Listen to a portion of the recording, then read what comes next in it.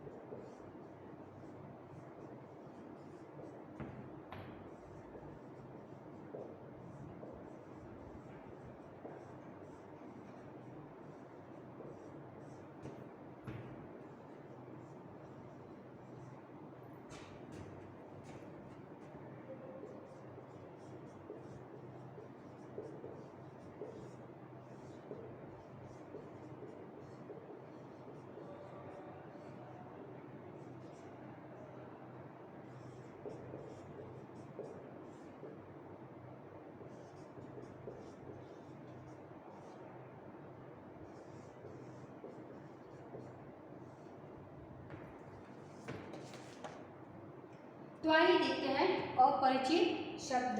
तो सबसे पहला शब्द है सुबह। सुबह का अर्थ होता है प्रातः काल। चिड़िया, पंछी।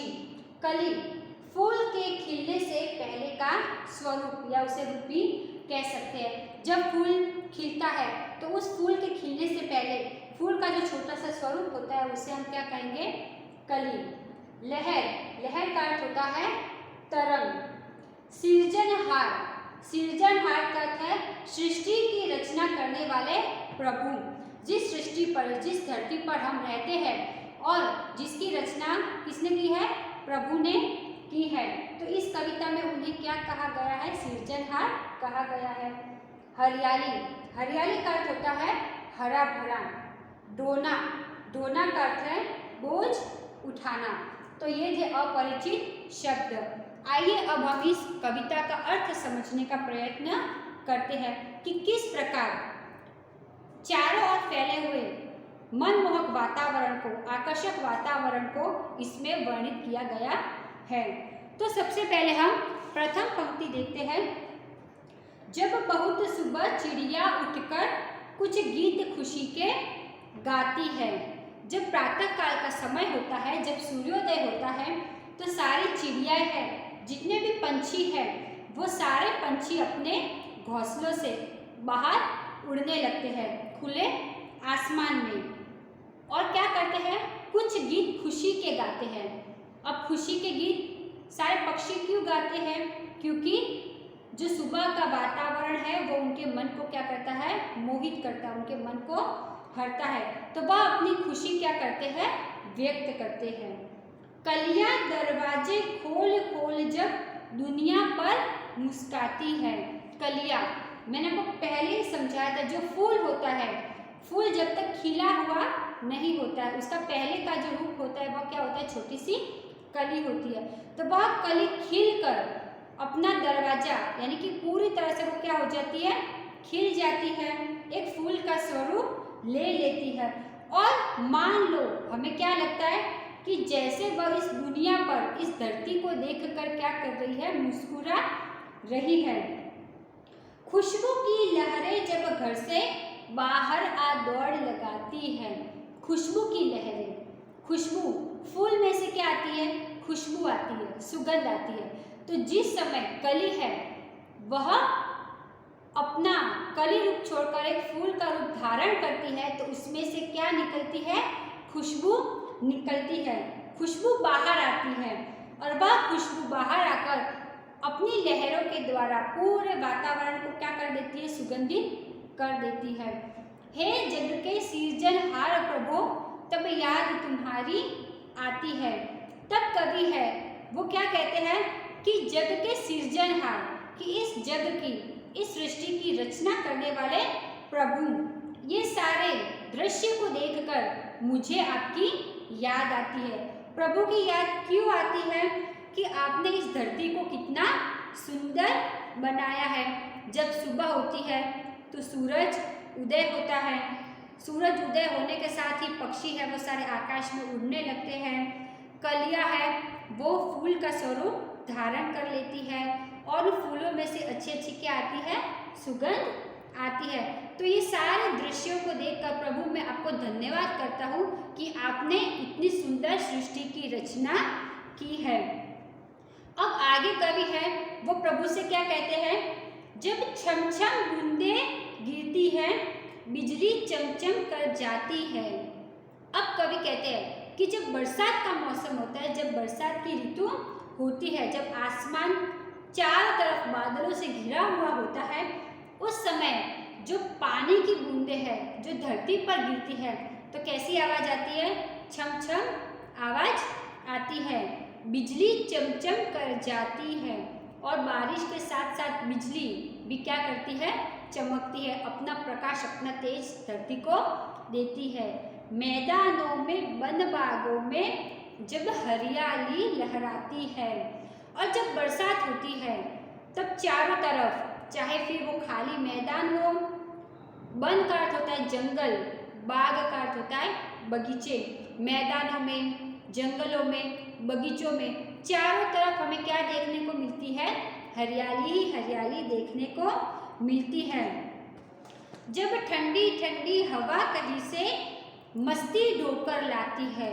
बरसात का मौसम होता है तो बारिश के साथ साथ कैसी हवाएं चलती है? ठंडी ठंडी हवाएं चलती है, ढोकर लाती है। ढोकर मतलब लेकर आना, बोझ उठाना। वो हवाएं है वो अपने साथ एक प्रकार से क्या लेके आती है? मस्ती लेके आती है। बारिश जब गिरती है तब बारिश का मौसम देखकर, बारिश को देखकर आपके मन में एक नई उमंग जागृत होती है, एक मस्ती जागृत होती है। तब वह अपने साथ एक ठंडी हवा को भी लेकर आती है। हे जग के सिरजनहार प्रभु तब याद तुम्हारी आती है। वापिस एक कवि है वो भगवान को क्या कहते हैं? धन्यवाद कहते हैं। क्यों धन्यवाद कहते हैं? कि जब मैं इस धरती पर ये सारे दृश्य देखता हूँ, इतना मनमोहक आकर्षक वातावरण देखता हूँ, तो ये सब कुछ देखकर प्रभु मुझे आपकी याद आती है कि यदि आपने इतनी सुंदर सृष्टि की रचना न की होती तो हमें ये सारे दृश्य देखने को ना मिलते। तो हे प्रभु, हे भगवान, मैं आपको धन्यवाद देता हूँ और मैं हर समय आपको याद करता रहूँगा। तो ये था इस पाठ का अर्थ। इस पाठ के अर्थ के माध्यम से कवि ने हमें कि भगवान ने हमें कितनी सुंदर भेंट दी है, कितना सुंदर ये संसार दिया है। तो हमें इस सृष्टि की क्या करनी है? रक्षा करनी है, इसे नष्ट नहीं होने देना है। क्यों? क्योंकि ये सुंदर वातावरण ही है जो हमारे मन को क्या करता है? आनंद देता है। और हमें प्रभु को क्या देना है? धन्यवाद देना है, उनका उपकार मानना है कि उन्होंने हमारी धरती को इतना सुंदर बनाया है। Thank you.